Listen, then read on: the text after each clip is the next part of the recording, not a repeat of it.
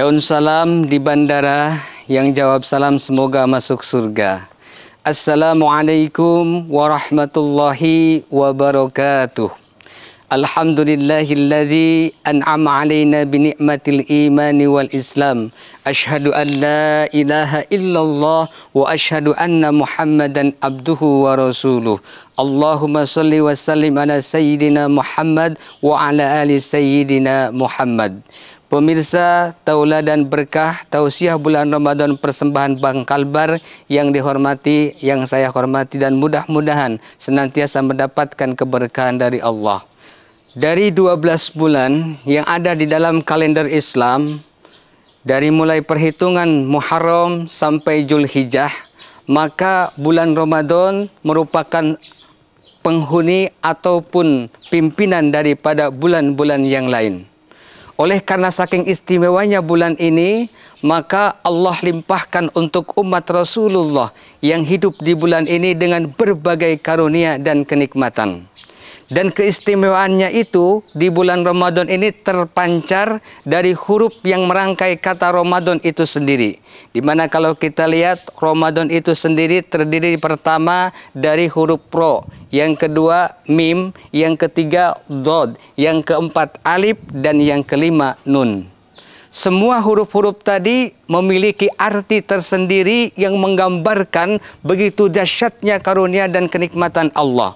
Di mana dalam huruf yang pertama Ro artinya rahmatun. Jadi di bulan ini Allah Subhanahu wa taala memberikan kepada kita berbagai macam rahmat. Bayangkan saja hadirin semuanya, satu amalan sunnah di bulan ini dibalas seperti melaksanakan amalan wajib. Dan satu amalan wajib di bulan ini dilipat gandakan sama seperti 70 amalan wajib lainnya.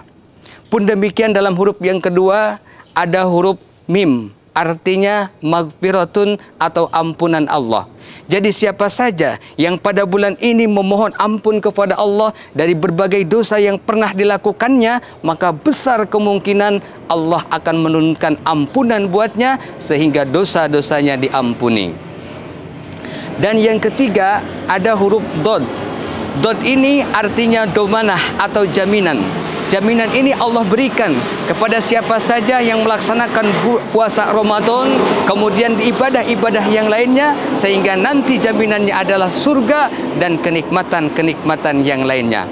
Kemudian yang berikutnya adalah huruf Alif, artinya itkum minan nar, pembebasan dari api neraka.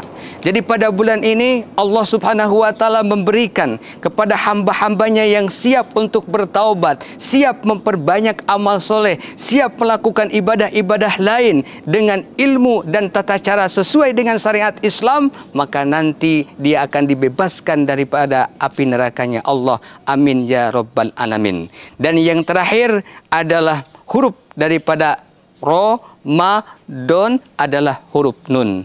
Nun ini artinya nikmat hadirin. Artinya pada bulan Ramadan ini Allah turunkan untuk kita semua berbagai macam nikmat. Baik nikmat yang dirasakan oleh khususnya kaum muslimin ataupun nikmat umum yang dirasakan oleh semua hamba Allah yang ada di bumi ini. Dan istimewanya di bulan Ramadan ini yang merasakan berkahnya Ramadan bukan hanya orang muslim.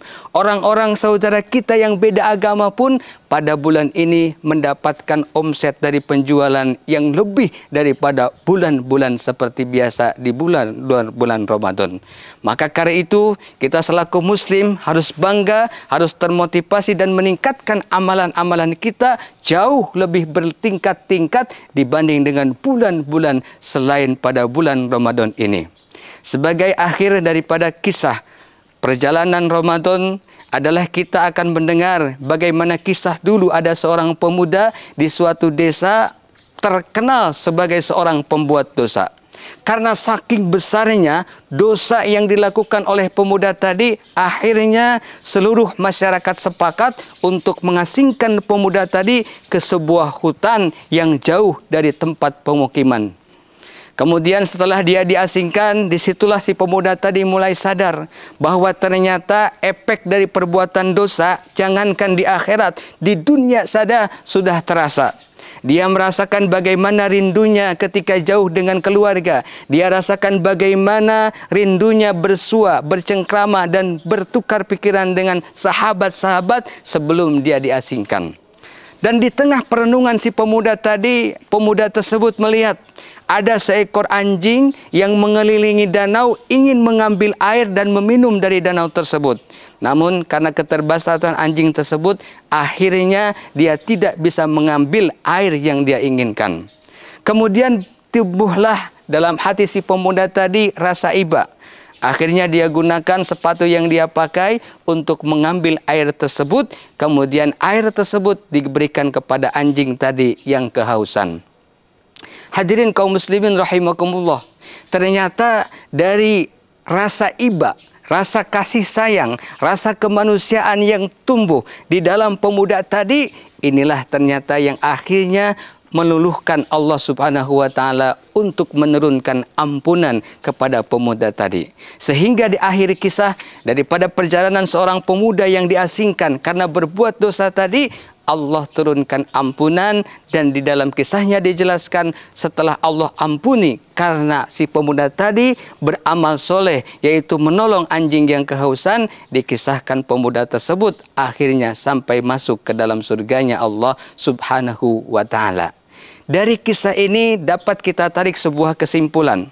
Ketika kita punya rasa iba, punya rasa kemanusiaan terhadap makhluk Allah, jangankan manusia, ternyata hewan saja ketika kita perlakukan secara manusiawi, itu bisa memunculkan rasa rahmat dari Allah Subhanahu wa Ta'ala turun untuk orang yang berlaku dan berbuat amal soleh tersebut.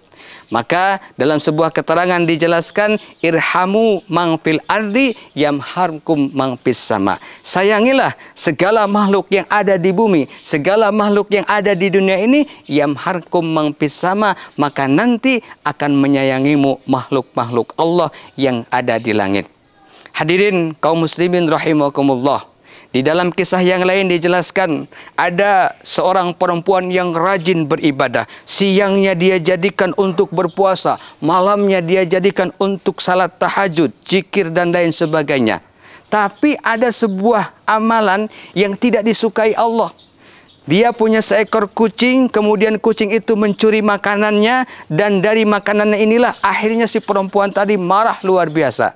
Karena saking dongkolnya, karena saking marahnya, kucing tersebut dia masukkan ke dalam sebuah tempat, yang tempat ini dikunci rapat-rapat sampai mati kucing tersebut. Kemudian ternyata dari kisah ini hadirin rahimakumullah, karena perbuatannya menjolimi binatang tersebut, karena perbuatannya menjolimi si kucing tadi, akhirnya laknat Allah pun turun. Dan dalam kisah akhirnya si perempuan yang ahli ibadah tadi, si perempuan yang ahli melaksanakan amal soleh tadi, ditakdirkan masuk ke dalam nerakanya Allah. Na'udzubillah summa na'udzubillah. Hadirin kaum muslimin rahimakumullah. Dari dua kisah tadi dapat kita tarik sebuah kesimpulan bahwa ketika kita beramal soleh, maka kita tidak boleh mandang bulu. Apapun jenisnya, apapun makhluknya, baik binatang terlebih manusia, ketika kita perlakukan sesuai dengan hati nurani kita, sesuai dengan ajaran agama kita, maka ternyata ini bisa menjadi asbab turunnya rahmat Allah Subhanahu wa Ta'ala. Apalagi di bulan yang penuh berkah, apalagi di bulan Ramadan yang semua orang maklum bahwa Ramadan itu syahrun, sebuah bulan, awaluhu rahmatun, yang 10 hari pertama penuh dengan rahmat Allah, wa awsatuhu magfiratun, pertengahan 10 hari berikutnya penuh dengan ampunan Allah, wa akhiruhu itkum minannar, dan 10 hari berikutnya penuh dengan jaminan kebebasan daripada api neraka. Maka tentu ini bisa menjadi dalil buat kita untuk mendapatkan rahmat Allah, untuk mendapatkan ampunan Allah, dan untuk mendapatkan jaminan kebebasan daripada nerakanya Allah Subhanahu wa Ta'ala. Burung dirian, burung cendrawasih, cukup sekian dan terima kasih. Assalamualaikum warahmatullahi wabarakatuh.